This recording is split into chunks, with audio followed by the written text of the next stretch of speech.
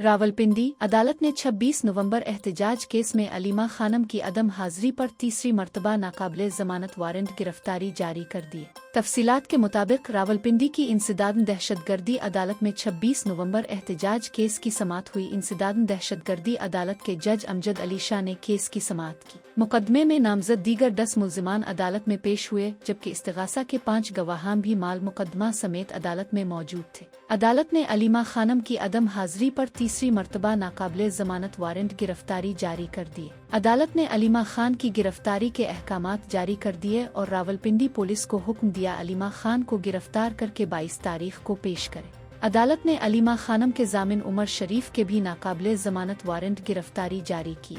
अदालत ने अलीमा खान के जामिन की जायदाद की दस्तावेजात की तस्दीक के लिए DC रावलपिंडी को हिदायत जारी कर दी।